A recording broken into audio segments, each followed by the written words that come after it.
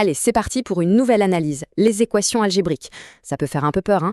On a souvent l'impression d'être face à une sorte d'énigme indéchiffrable. Eh bien aujourd'hui, on va voir qu'en fait, c'est beaucoup plus logique qu'il n'y paraît. On va décortiquer tout ça ensemble, étape par étape. Parce que oui, au fond, l'algèbre, c'est quoi? C'est un peu comme un jeu de pistes. Il y a une inconnue, ce fameux X, et notre but, c'est de découvrir qui il est, de trouver sa valeur. C'est une véritable enquête. Alors voilà le programme. On va d'abord poser les bases. C'est quoi, au juste, une équation?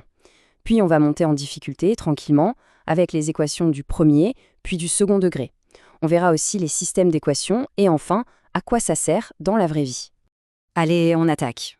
Pour bien commencer, il faut absolument saisir l'idée fondamentale, le concept clé qui est derrière toutes les équations. C'est l'idée d'équilibre. Bon, la définition un peu formelle, c'est celle-là. Une équation de la forme P de x égale 0.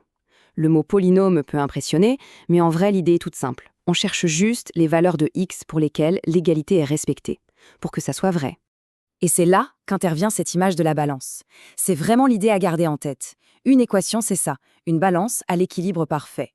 Tout ce qu'on fait d'un côté, on doit le faire à l'identique de l'autre. On ajoute 5 à gauche, on ajoute 5 à droite. C'est la règle numéro 1, non négociable, pour que la balance reste, droite.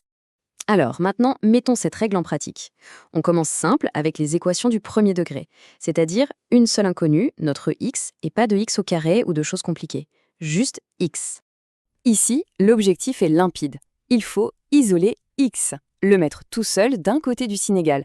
On veut arriver à la fin avec une ligne toute propre qui dit x égale, et là, on a notre réponse. Regardons un exemple concret.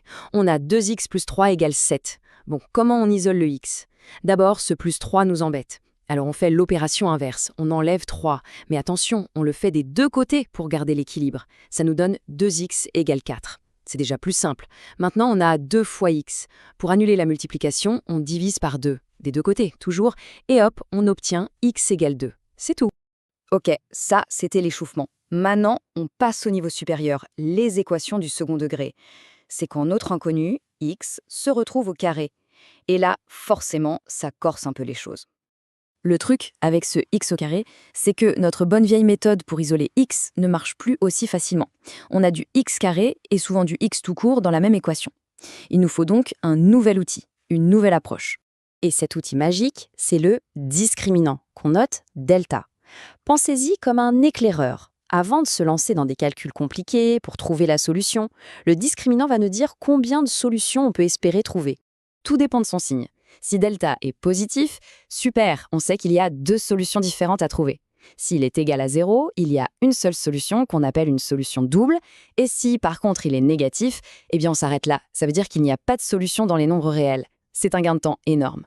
Donc, si le discriminant est positif ou nul, c'est le feu vert. On peut alors dérouler la fameuse formule quadratique.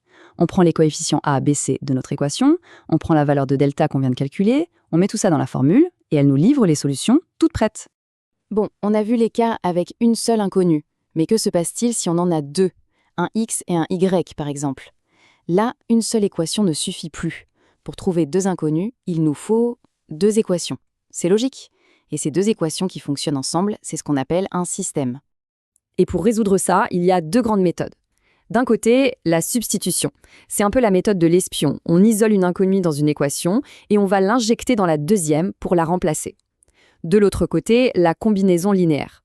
Là, c'est plus direct. On va manipuler les équations pour pouvoir les additionner et hop, faire disparaître une des 2 inconnues.